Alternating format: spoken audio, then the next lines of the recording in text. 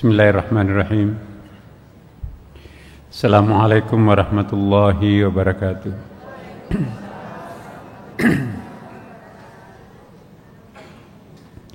Alhamdulillah, thumma alhamdulillah wa syukurillah wa salatu wassalamu ala rasulillah wa ala alihi wa sahbihi wa man tabi'ahu ila yaumiddin, amma ba'd. Ibu-ibu dan bapak sekalian, marilah kita membuka pengajian kita dengan memohon semoga pada malam hari yang sangat berbahagia ini insyaallah sesuai dengan perjuangan Bapak Ibu sampai ke tempat ini merintangi buruknya cuaca. Tapi semakin berat, semakin rahmat Allah akan menanti kita. Ala hadhihi niyyah wa ala kulli niyatin shalih. Al-Fatihah.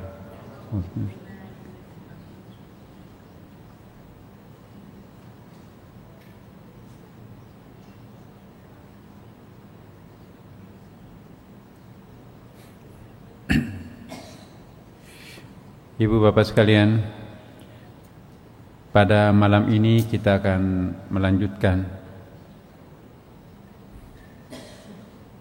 fadilah atau keutamaan ruku seperti yang pernah kita bahas pada pertemuan kita yang lalu.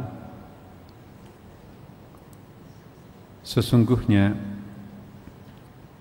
ada 4 intinya salat itu.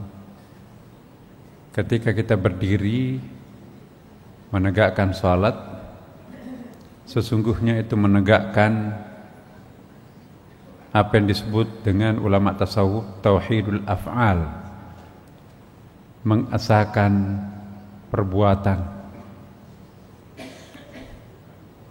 Kalau kita sedang ruku, kita menegakkan apa yang biasa diistilahkan dengan tauhidul asma. Kalau kita sedang sujud, itu tauhidul zat, mentauhidkan zatnya Allah. Kalau duduk, apakah itu antara 2 sujud atau tahiyat, biasa disebut dengan tauhidul sifah. Jadi ada tauhidul asma, ada tauhidul sifah, ada tauhidul af'al, dan ada tauhidul zat. Jadi 4 sudut ini harus perbaiki tauhid kita untuk memperoleh hakikat salat itu sendiri. Karena itu di dalam salat Bapak Ibu sekalian,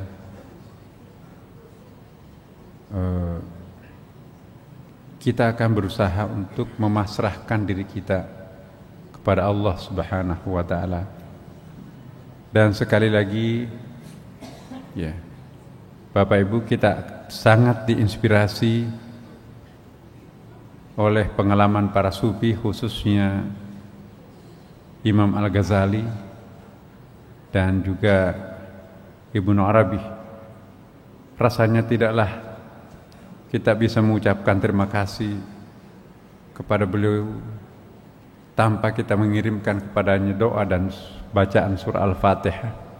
Semoga beliau yang ilmunya kita pelajari ini betul-betul berkah.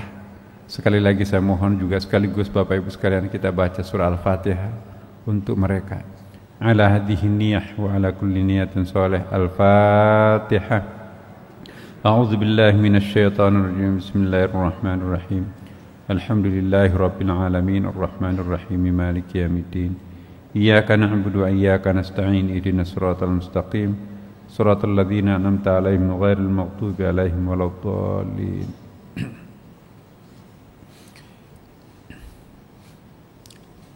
Salat itu intinya agama, Bapak. As-salatu imaduddin. Kalau salat kita keropos, maka agama kita keropos. Intinya salat itu adalah surah Al-Fatihah. Kalau pemahaman kita terhadap surah Al-Fatihah lemah, maka kualitas salat kita juga tentu lemah. Namun bukan hanya surah Al-Fatihah, yang perlu kita hayati, tapi juga mulai dari rangkaian sholat itu perlu kita hayati, kita perlu jiwai, kita perlu resapi bersama. Saya tidak tahu bahasa apa yang harus saya gunakan untuk mengungkapkan bahwa ketika kita sholat itu memang curahan hati kita itu harus sepenuhnya kepada Allah Subhanahu wa ta'ala. Memang agak gampang untuk mengucapkan lupakan semuanya, tidak ada yang kita ingat selain Allah. Tetapi saya juga tahu tidak gampang bagi orang yang tidak biasa untuk melakukan riyadhah ini, tiba-tiba disuruh kamu khusyuk kepada Allah. Gak bisa Bapak Ibu. Khusyuk itu bukan sebab, khusyuk itu adalah akibat. Sekuat tenaga apapun juga kita akan khusyuk, tapi kalau riyadhah kita tidak pernah ada, itu enggak mungkin. Apa yang dimaksud riyadhah? Riyadhah ialah apa itu namanya? Spiritual exercises. Latihan-latihan spiritual. Latihan-latihan spiritual ini apa itu? Kalau olahraga untuk menciptakan tubuh yang sehat, otot yang bagus, yang bugar, maka kita harus teratur melakukan exercise. Exercises ini olahraga yang rutin. Olahraga yang rutin inilah nanti yang akan menciptakan kondisi fisik yang bagus. Maka itu bodinya bagus, sehat, dan seterusnya. Riyadhah aqli ya, jadi ada juga latihan exercise untuk akal pikiran ini, latihan berpikir, olah nalar ini juga akan menyehatkan, membugarkan pikiran kita.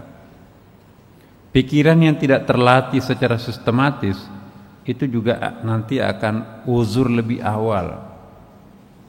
Ya. Pikiran yang tidak terlatih untuk berpikir, maka sel-sel otaknya itu nanti akan putus satu persatu. Pernah kita gambarkan dulu, ternyata cabang-cabang sel otak itu ada rambut-rambutnya bersentuhan satu sama lain, connecting satu sama lain. Maka semakin bersentuhan kabel-kabelnya itu, maka itu semakin kuat daya ingatan, daya analisis seseorang. Tapi kalau sudah putus satu sama lain, tidak lagi connecting, semakin banyak kabel-kabel yang menghubungkan satu sel saraf dengan sel saraf yang lain, maka itu juga membuat kita itu tidak kuat analisisnya, tidak kuat daya ingatnya, dan tidak bisa berpikir kuat. Orang yang terlatih berpikir, maka itu akan kokoh hubungan-hubungan kabel-kabel itu, jaringan-jaringan itu yang menghubungkan antara satu sel saraf dengan sel saraf yang lain. Nah, orang yang pikun diduga bahwa orang itu jarang menggunakan otaknya. Olahraga otaknya sangat olah otaknya sangat jarang. Olah nalarnya sangat sedikit, sangat terbatas. Bukan banyaknya, tetapi ketelatenannya kita, istiqamahnya kita. Tubuh yang sehat terletak daripada kebiasaan orang itu berolahraga. Pikiran yang sehat terletak pada pikiran yang terlatih. Ya, saya bangga dan sekaligus percaya pada Bapak Ibu yang aktif di pengajian kita di sini, itu latihan otak Bapak Ibu. Otak yang tidak pernah dipakai ngaji, tidak pernah dipakai membaca, tidak pernah dipakai untuk merenung, maka itu uzurnya lebih cepat. Apa itu uzur? Ya, aus, sudah enggak berfungsi lagi. Jadi kehadiran kita di masjid ini memeras pikiran juga kadang-kadang, itu akan memperlambat lumpuhnya otak pikiran kita. Nah, kaitannya dengan spiritual Bapak Ibu. Orang yang tidak terlatih batinnya juga tidak akan pernah bisa memperoleh kesehatan spiritual. Semakin terlatih kita melakukan ingatan, tadzakur, tafakkur kepada Allah Subhanahu wa taala, maka inilah yang dalam bahasa tasawuf dengan riyadhah. Riyadhah itu apa Ibu Bapak? Nabi naik ke Gua Hira itu melakukan apa? Itu bukan olahraga di situ, bukan juga olah pikiran di situ, tapi olah batin di situ. Bangun salat tahajud di tengah malam dalam keadaan gelap gulita, sepi, sunyi, itu bukan olah nalar, bukan olahraga, tapi olah batin. Semakin sering kita melakukan olah batin, maka semakin matang spiritualitas kita, Bapak. Apa tanda-tandanya kalau spiritual kita, batin kita itu sehat? Ya, gampang kita kembali. Mungkin kita ketawa terbahak-bahak, tapi kita ingat Allah. Ya Allah, saya mabuk nih, ketawa ini melampaui batas ini. Astagfirullah. Begitu mengucapkan astagfirullah, Bapak Ibu, langsung suasana batin itu kembali seperti exercise-nya itu. Ya, kalau kita biasa kalau general check up tuh, biasa kita treadmill sampai 15 menit, percepat. Kemudian dokter kita itu menganjurkan kita selesai pelan-pelan dulu, baru diukur. Ada orang cepat sekali tensinya itu normal. Karena kalau semakin kencang jantung itu susah dinormalkan, harus mempunyai waktu mungkin 10 sampai 15 menit untuk sampai ke tingkatan normal. Tapi ada juga orang yang terbiasa olahraga, begitu dia istirahat itu langsung, tidak perlu penyesuaian terlalu lama. Nah, sama juga kalau spiritual, Bapak.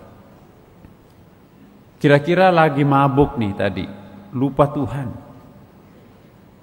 Mungkin banyak berbohong, bercanda sampai meluap-luap ketawanya di situ, itu artinya kan lupa Tuhan. Ya, tiba-tiba dia ingat kepada Allah, astagfirullah. Saya mabuk ini, saya melampaui batas ketawanya ini.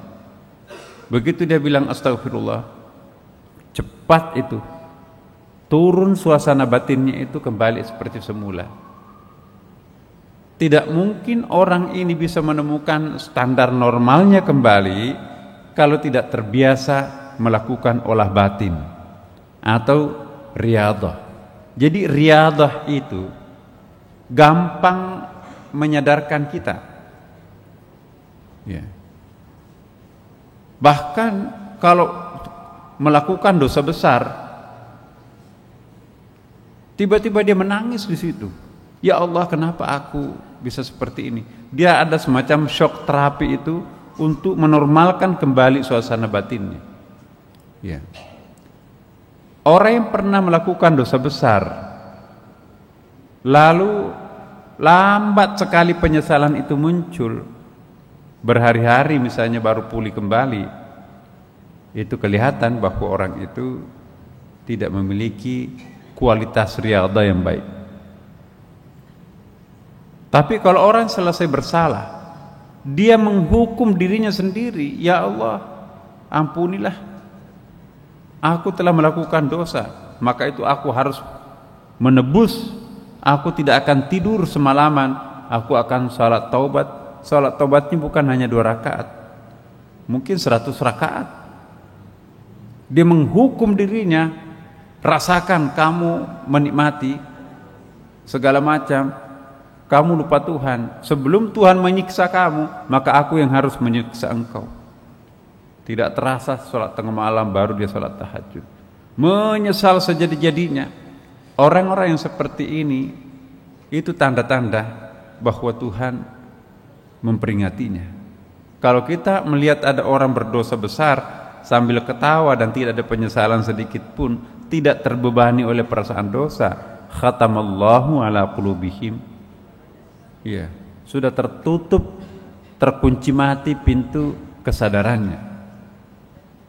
Ya. Karena itu Bapak Ibu, kenapa Allah Subhanahu wa taala memerintahkan kita sholat 5 waktu?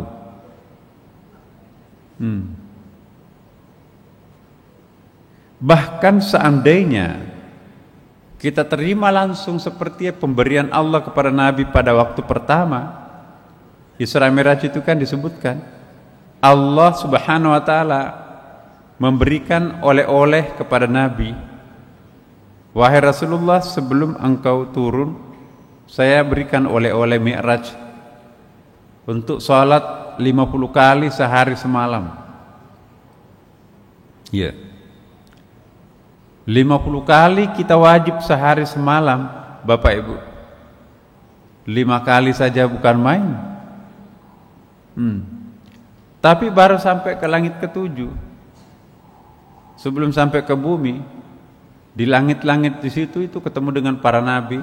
Nabi Musa yang memberikan nasihat terhadap Rasulullah, ya Rasulullah, saya enggak yakin umatmu yang lemah seperti itu bisa menunaikan 50 salat sehari semalam.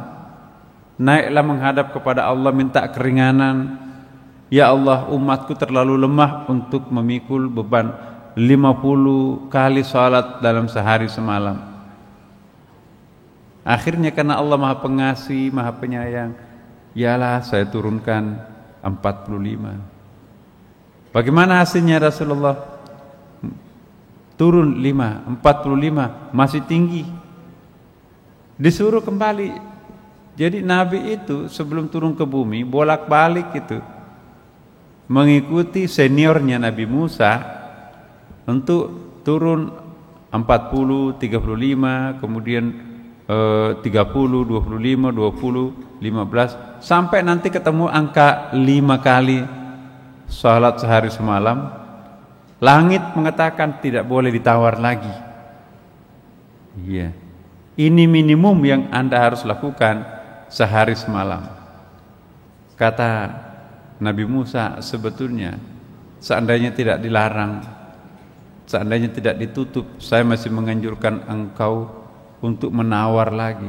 Umatku cuma 2 kali salat, yaitu maghrib dan subuh saja, itu pun banyak yang tidak salat. Apalagi umatmu lemah, banyak godaannya.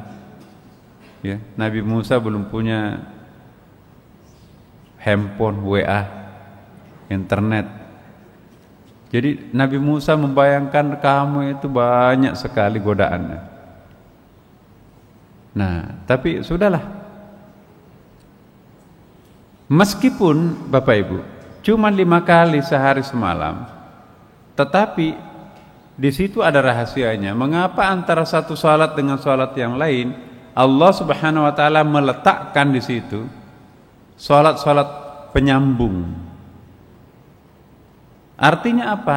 Jika orang terlalu lama tidak sujud, itu akibatnya ada. Makanya itu jarak antara salat subuh dengan duhur itu harus dijembatani dengan salat duha. Jarak antara salat isya dengan subuh panjang sekali, harus dijembatani dengan salat tahajud, salat witir dan sebagainya. Kalau salat-salat yang lain, maghrib isya tidak perlu ada salat antara di situ. Ya, duhur asar cuman berapa jam? Ya, 2,5 jam. Asar maghrib juga tidak terlalu panjang. Tetapi isya ke subuh dan subuh ke duhur itu panjang. Dan disitulah ada salat sunat yang sangat muakkad. Muakkad itu hampir wajib Bapak Ibu. Bahkan Rasulullah, seandainya saya tidak mengkhawatirkan salat tahajud itu akan menjadi wajib bagi umatku, maka saya akan tekankan bahwa semua umatku itu salat tahajud, salat tengah malam. Ya. Bayangkan kalau salat tahajud itu juga wajib, pasti kita banyak melanggar itu. Salat isya saja susah, capek, dari pengantin, kadang-kadang belum buka pakaiannya itu, pagi baru buka, enggak sholat isya lagi. Jadi sholat isya, kalau bukan sholat isyanya bermasalah, subuhnya yang hilang. Jam 12 baru tidur, memang sholat isya, tapi subuhnya jam 8 baru bangun. Nah, jadi salat itu ditentukan sendiri waktunya oleh Allah Subhanahu wa taala. Inna sholata kanat 'alal mu'minina kitaban mauquta. Sesungguhnya salat itu, waktu-waktu salatnya itu ditentukan langsung oleh Allah Subhanahu wa taala. Pernah saya sampaikan, mengapa salat itu lebih banyak disyariatkan di malam hari, Bapak Ibu. Salat siang itu sedikit, cuma duhur asar yang fardu. Salat sunat-sunat di siang hari pun juga sedikit, cuma duha. Bandingkan di malam hari, ada maghrib, ada isya, ada tarwih, ada witir. Sebelum witir ada salat tahajud, mungkin salat-salat lain yang lain, salat hajat, salat sunat tasbih, salat sunat fajar, qabliyah subuh dan subuh itu sendiri. Jadi salat itu bentangannya dan pemadatannya di malam hari. Sedikit sekali salat dilakukan di siang hari. Kira-kira seandainya 50 kali salat sehari semalam itu diturunkan, barangkali 40 salat disyariatkan di malam hari sehingga kita tidak tidur malam, dan hanya 10 salat di siang hari kalau kita lihat perbandingannya kan. Tapi apa yang terjadi, kata ulama tasawuf, seandainya atau sayang sekali Nabi menawar permintaan Tuhan. Seandainya orang salat betul-betul 50 kali sehari semalam, bukan dia yang mencari rezeki yang akan mencari dirinya sendiri. Ya. Tapi sudahlah, itu menjadi ketentuan dan itu sudah takdir. Memang kita harus salat 5 kali sehari semalam. Jangan memaki-maki Nabi Musa, gara-gara Nabi Musa sehingga kita ini sekarang keringat baru makan.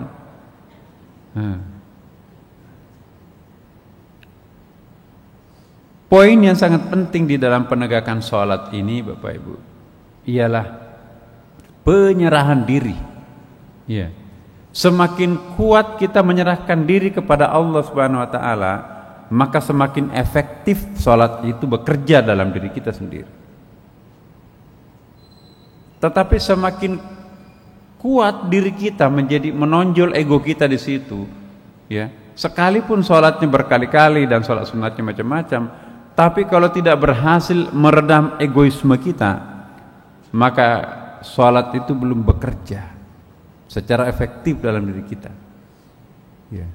Kenapa? Karena memang aqimis sholata lidzikri, dirikanlah salat itu untuk lidzikri, itu mengingat aku. Mengingat aku, bukan mengingat dirimu, ya. Jadi kalau kita salat itu masih fokusnya ke aku, ya, bukan ke dia, maka salat itu ringan, tidak punya efek yang seperti yang kita harapkan. Aqimis sholata lidzikri, dirikanlah salat untuk meninggalkan dirimu berorientasi kepadaku. Maksudnya ayat itu seperti itu. Aqimis sholata lidzikri, cabutlah dirimu dari dalam dirimu sendiri dan fokuskan semuanya kepada Allah. Jangan dibalik. Kita salat bukannya menyerahkan dirinya kepada Allah, tapi Allahnya yang akan menyesuaikan diri dengan dirinya sendiri. Tidak seperti itu yang disebut dengan zikir. Aqimis sholata lidzikri. Nah, kalau kita ingin tahu bahwa salat itu berkualitas atau tidak, ada ayat berikutnya lagi, ala bidzikrillahi tatmainnul qulub. Kalau kalian itu sudah mengingat Tuhan, itu efeknya yang paling terasa, tenang hati ini, damai hati ini, sejuk hati ini, lapang dada ini, plong pikiran ini. Nikmat sekali hidup ini. Tidak ada dendam, tidak ada benci, penuh dengan cinta. Itu yang disebut dengan efek zikir. Kalau kita salat tapi belum tercipta kondisi batin seperti ini Bapak Ibu, maka itu artinya salat kita itu belum mencapai target. Aqimis sholata li dzikri, ya ala bi dzikrillah tatmainnul qulub. Salatlah untuk mengingat aku, tapi kalau nanti sudah betul-betul mengingat aku, jiwamu akan tumakninah, tenang, damai, sejuk, ya, lapang dada dan seterusnya. Kenapa tidak lapang dada? Kenapa tidak plong? Kenapa tidak damai? Kenapa tidak segar? Karena kita menyerahkan diri kita sepenuhnya kepada Allah Subhanahu wa ta'ala. Kita serahkan sepenuhnya kepadanya. Coba Bapak, seberat apapun problem yang kita hadapi, yang kita alami, yang kita rasakan, lalu kita gulung persoalan itu, kita serahkan kepada Allah. Bukan cuma persoalan ini aku serahkan kepadamu, aku pun diriku sepenuhnya seutuhnya aku serahkan kepadamu, terserah engkau. Itu dia tawakal. Begitu kita menyerahkan diri kita sepenuhnya kepadanya Bapak Ibu, lapang dada ini. Ada risiko yang kita hadapi, ya udahlah, saya sudah siap kok dengan segala risikonya. Saya sudah serahkan diri ini kepada Allah. Tapi keajaiban muncul pada saat orang pasrah kepada Allah Subhanahu wa ta'ala. Ya. Kalau orang tawakal penuh, pikiran menjadi wilayahnya makin menyempit. Tapi kalau orang tidak tawakal, pikirannya terlalu menerawang, angan-angannya terlalu lebar. Itu tanda-tanda orang yang tawakalnya sempit. Sekali lagi saya ulangi di sini, ini penting sekali Bapak Ibu. Selama yang mendominasi dalam hidup kita itu pikiran, seolah-olah bukan Tuhan yang kita serahkan mengatur diri kita, kita yang mengatur diri sendiri. Dan sama sekali nggak ada tawakalnya kepada Allah, orang itu akan overloaded, kelebihan beban menjalani hidupnya. Semuanya itu akan diurus sendiri. Tidak ada lagi perasaan tawakalnya kepada Tuhan. Tuhan nggak pernah dianggap. Dia ingin memecahkan persoalannya sendiri. Dia ingin menyelesaikannya sendiri, dan sama sekali nggak pernah menengok Tuhan, walaupun sering sholat. Jadi sholatnya orang yang seperti ini itu nggak punya bekas, tidak punya bekas. Simau fi wujuhihim min asaris sujud, tidak punya asar sujud. Saya tidak bisa menjelaskan Bapak Ibu, tapi Bapak Ibu saya minta supaya rewind ingatannya, ingat kembali. Pernah nggak Ibu Bapak, pernah nggak atau tidak merasa sangat plong? Ya, aduh seperti aku nggak punya beban.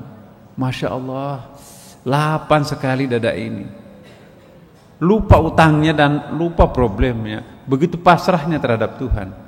Nah, kenali dirinya dalam kondisi apa dan seperti apa perasaan seperti itu muncul Bapak Ibu.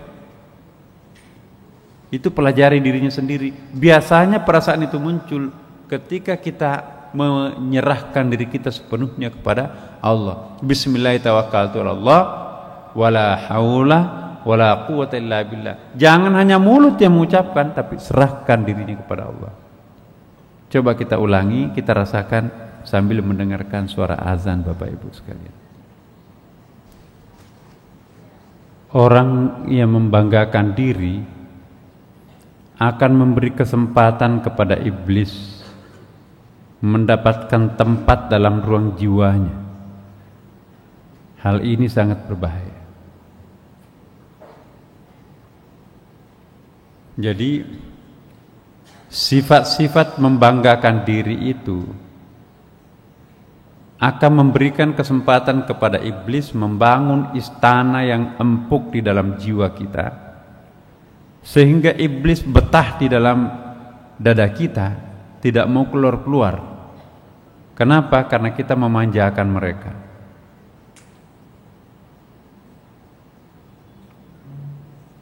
jika ingin melihat iblis itu tersiksa, lama kelamaan dia tidak akan bersarang dalam dada orang yang bersangkutan, ialah orang yang selalu sujud terhadap Allah Subhanahu wa ta'ala.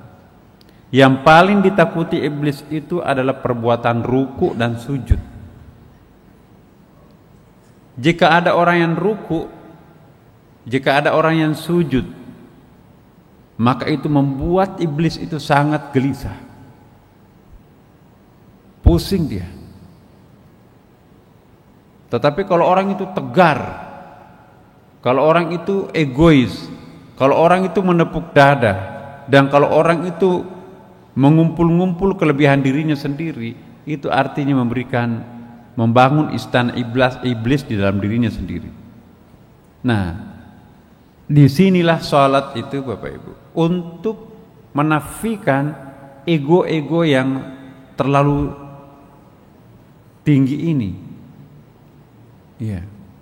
Kadang-kadang tidak terasa Bapak, ini apa yang salah? Secara logika memang benar. Jadi logika ini paling suka memberikan pembenaran terhadap bisikan iblis itu. Contohnya, nggak apa-apa, cuma sekali-sekali kok. Yang penting kan jangan selalu.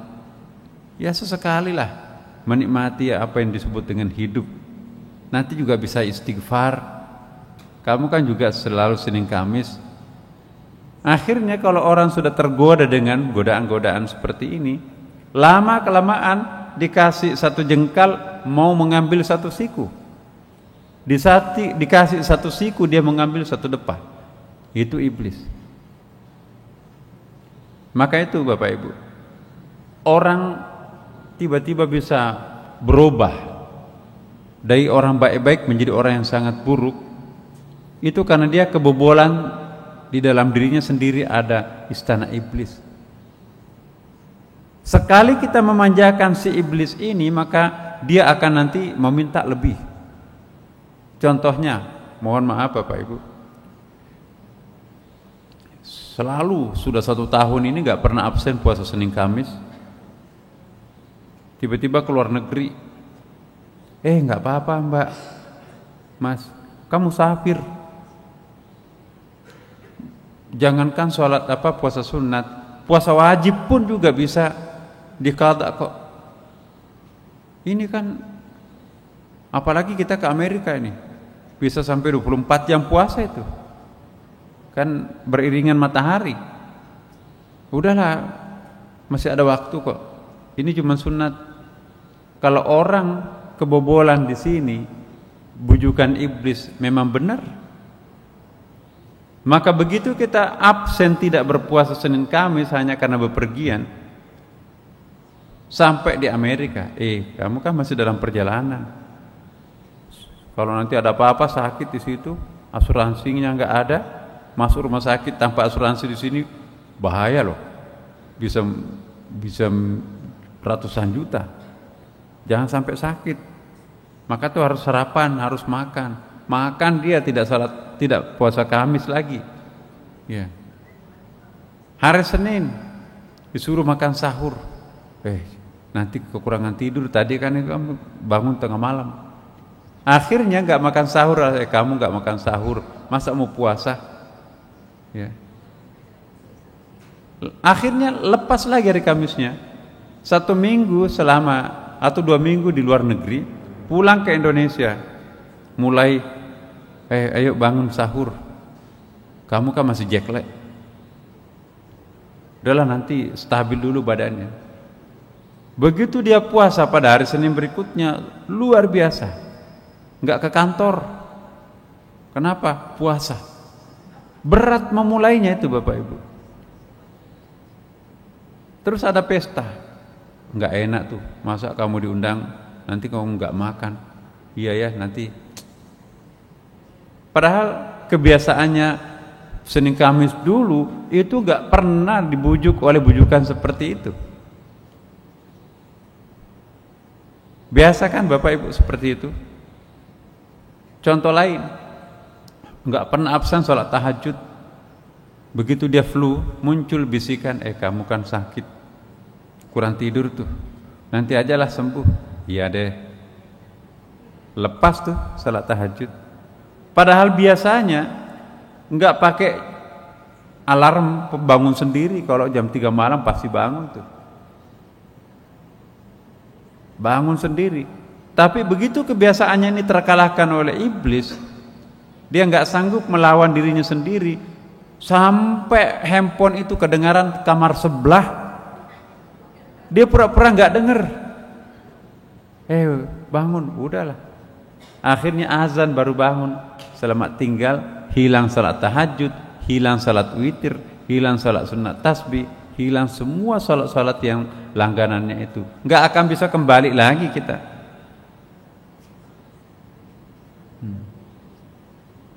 Satu kali kita meninggalkan salat qabliyah, Ibu, itu akan seterusnya itu. Makanya itu disiplinkan diri kita. Jangan pernah meninggalkan atau menanggalkan salat-salat qabliyah dan ba'diyah, sekalipun di bepergian. Ya. Kalau perlu, nazarkan, ya Allah, selama 40 hari ini saya tidak akan tinggalkan salat qabliyah ba'diyah saya. Itu ada latihan riyadhah arba'in istilahnya Bapak Ibu. Riyadhah arba'in itu kalau orang mau mempunyai tradisi spiritual yang matang, itu harus melatih dirinya selama 40 hari. Itu adalah kata-kata arba'in. Nabi Musa juga melakukan exercise 40 hari. Ya. Ingat dulu wirid asyifa kita Bapak Ibu, mungkin masih ada yang ngamalin 41 hari malah. Nah, 40 hari itu penting untuk melakukan proses pengakaran sebuah kebiasaan spiritual. Kalau baru 20 hari, itu pagar itu masih bisa dicabut iblis. Tapi pagar yang ditancapkan selama 40 hari berturut-turut, setengah mati iblis untuk mencabutnya. Itu pagar iblis tuh, nggak bisa masuk tuh. Jadi biasakan diri, selama 40 hari saya tidak akan absen puasa Senin Kamis kecuali menstruasi kalau perempuan. Saya tidak akan berhenti sholat tahajud, sholat witir, pemalih. Jadi seolah-olah perasaan diri kita itu wajib untuk itu. Mungkin karena dia di perjalanan naik pesawat, maka begitu sampai dia qada. Yang dikada bukan salat fardu tapi salat-salat sunat Bapak Ibu. Ya Allah, tadi saya tidak salat sunat qabliyah zuhur. Ya. Nah sekarang ini sebelum saya salat asar, saya mengqada dulu salat qabliyah zuhur saya yang ketinggalan dan ba'diyahnya. Baru salat qabliyah asar, baru salat asar itu sendiri, karena tidak boleh ada salat sesudah asar. Itu terpaksa. Jadi kalau ada orang Bapak Ibu, lo kok salatnya banyak sekali, hati-hati, jangan sampai yang dikada itu adalah salat sunatnya tadi. Ini tidak umum dalam kitab fikih, tapi dia sudah menancapkan dalam batinnya, ini nazar saya, selama 40 hari tidak boleh ada satu rakaat atau tidak ada boleh satu salam yang kehilangan dari salat-salat sunatku. Ya. Nah itu, dia tidak bisa menunaikan sholat maghribnya, entah karena ada hal-hal yang sangat genting. Ya Allah, aku akan mengqadha, besok aku akan puasa, terserah. Jadi sholat Senin, puasa Senin di hari Selasa, mengqadha puasa Seninnya yang absen. Ini cara orang mendisiplinkan spiritualnya. Kalau ada orang yang seperti ini, persis nanti hari ke-40 itu tinggal landas Bapak. Anjing menggonggong kafilah berlalu, digoda oleh seperti apapun teman-temannya untuk meninggalkan. Nanti salatnya di situ aja, udah duluan aja saya di sini aja. Lebih baik aku tidak pergi ketimbang aku meninggalkan rangkaian salat-salat fardu dan sunatku. Lebih penting salat sunat ketimbang memenuhi ajakan makan traktir teman-temannya. Makan aku bisa temukan di tempat yang lain, tapi salat belum tentu. Iya. Kadang-kadang orang ini bertanya, apakah lebih utama mengejar sholat, menjadi makmum atau sholat sunat dulu? Jadi jangan langsung negur orang, kenapa kamu sholat sunat? Ikut aja di situ, lebih afdal sholat jamaah. Siapa tahu orang itu punya komitmen dalam hatinya, saya tidak akan pernah meninggalkan sholat qabliyah asar saya. Ya. Akhirnya dia ambil 2 rakaat, tapi masbuknya masih kejar. Itu ada orang seperti itu. Salahkah dia? Kalau kita tanya ulama fikih yang hitam putih, yang tidak mengerti jiwanya orang, itu enggak tepat itu. Tapi bagi orang yang tasawuf, tunggu dulu. Siapa tahu komitmen pribadinya, dirinya dengan Allah sudah perjanjiannya seperti itu. Ya. Dia tidak akan kebobolan, maka dia akan pagari dirinya dengan cara-cara seperti tadi. Ya. Suatu saat tidak boleh meninggalkan puasa Senin Kamisnya, tapi karena absen, maka puasa Kamisnya itu dipakai pinjam hari Jumat. Ya Allah, aku akan mengkada puasa hari Kamisku kemarin. Ya, masa puasa hari Kamis pada hari Jumat? Pertanyaan fikih muncul di situ. Tapi bagi orang mengamalkan tasawuf, Tuhan kok Maha tahu. Niatku adalah mengganti puasa hari Kamis. Ya kan? Kan bisa mengganti puasa Ramadan di non Ramadan, bisa mengganti hari Kamis di non hari Kamis kan? Analoginya seperti itu. Ya.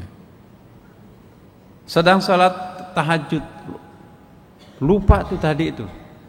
Apakah ini rakaat pertama atau sudah rakaat kedua? Kan biasa begitu Bapak Ibu. Terutama salat sunat tasbih kan panjang tuh. Tadi ini rakaat pertama atau kedua? Bagi orang yang pencinta Tuhan, lebih baik lebih ketimbang kurang. Enggak. Saya ragu, maka itu harus saya sempurnakan. Da' ma yuribuka ila ma la yuribu. Tinggalkan keraguan, ambil yang meyakinkan. Ya. Tadi batal wudhu saya enggak ya? Jangan ragu tapi kesimpulannya, insya Allah enggak batal, belum batal. Itu batal. Kalau begitu kita ragu terhadap wudhu, wudhu aja. Itu pasti air di Indonesia gampang kok. Jangan memanjakan dirinya dengan menyederhanakan persoalan.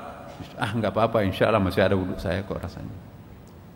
Padahal salatnya itu sudah setengah-setengah tuh. Ya. Tadi ini rakaat kedua atau baru rakaat pertama? Ya, anggaplah sudah rakaat kedua. Assalamualaikum. Seorang pencinta Tuhan, seorang pengamal tasawuf, dia akan lebih baik lebih ketimbang kurang. Walaupun belakangan nanti salah berarti lebih salat saya tadi.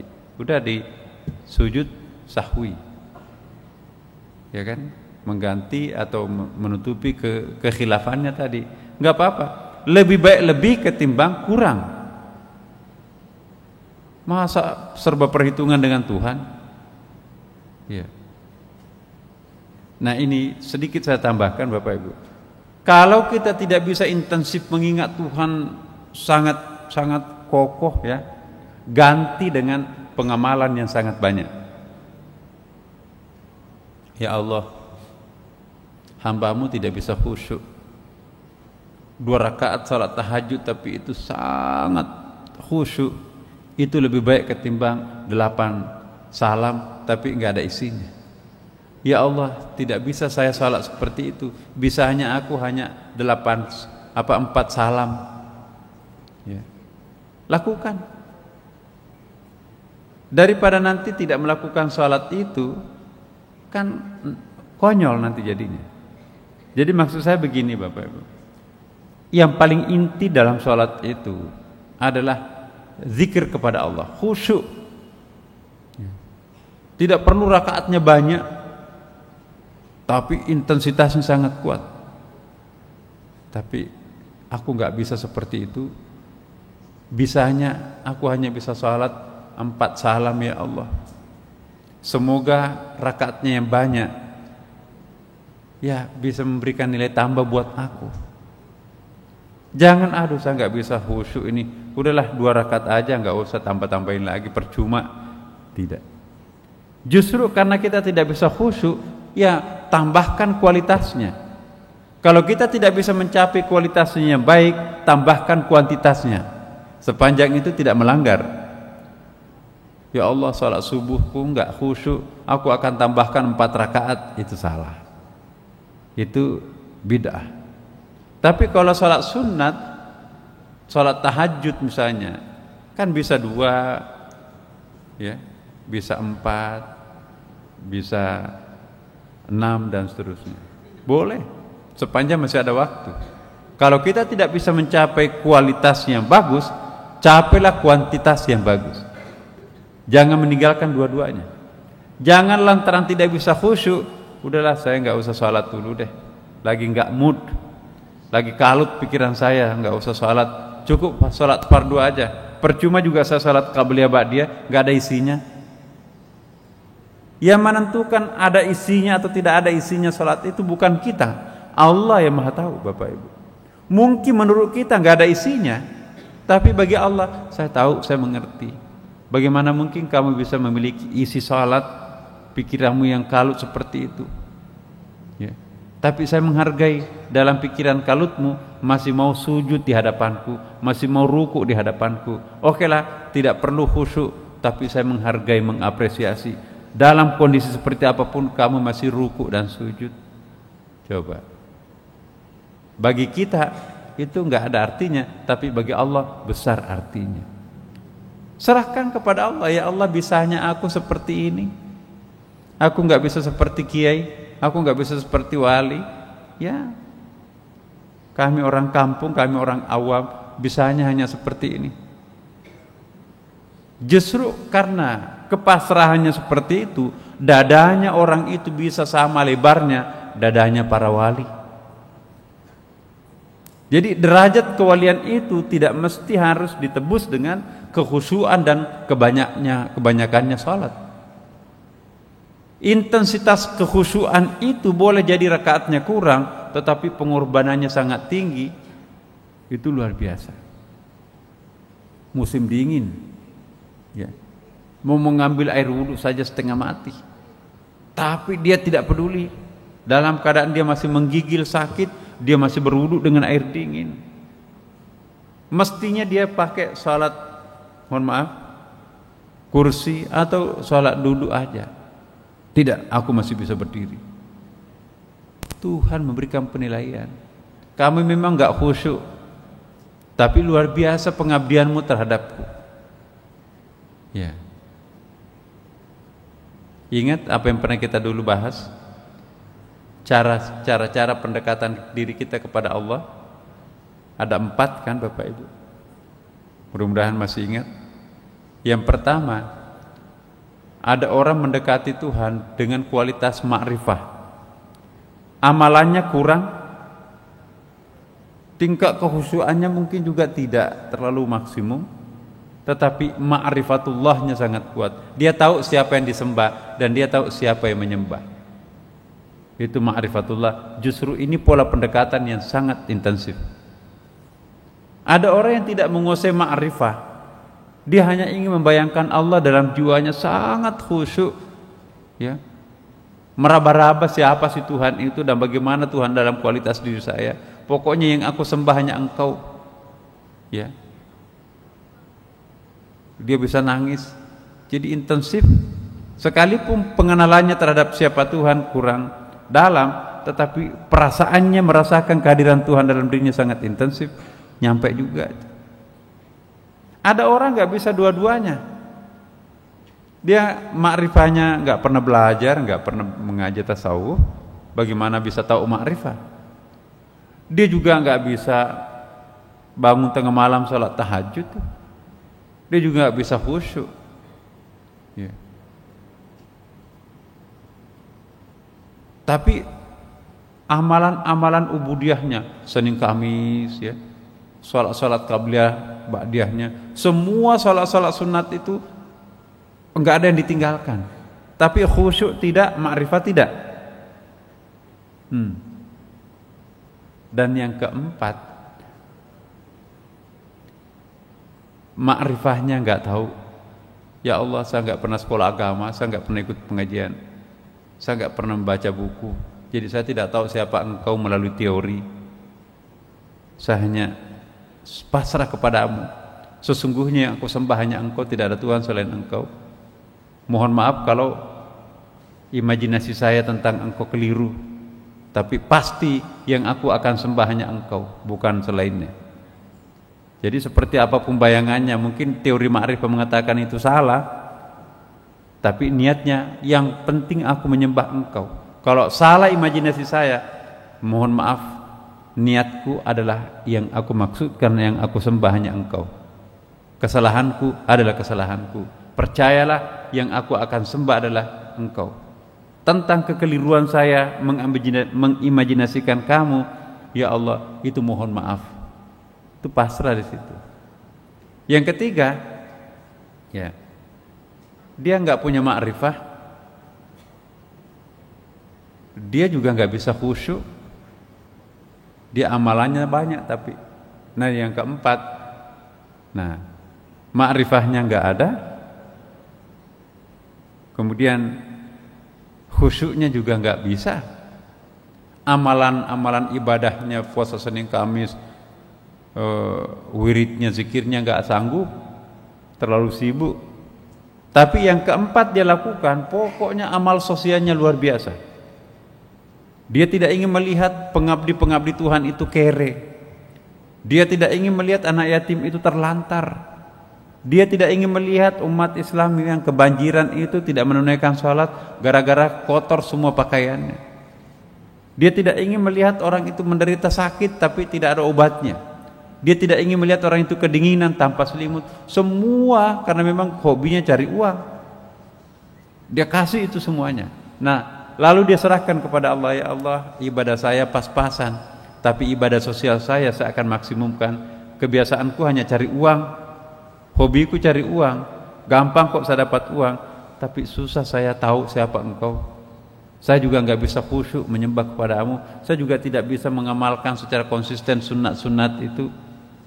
Aku bisanya yang fardu plus ibadah sosial. Keempat poros menuju Tuhan ini jangan saling memandang enteng satu sama lain.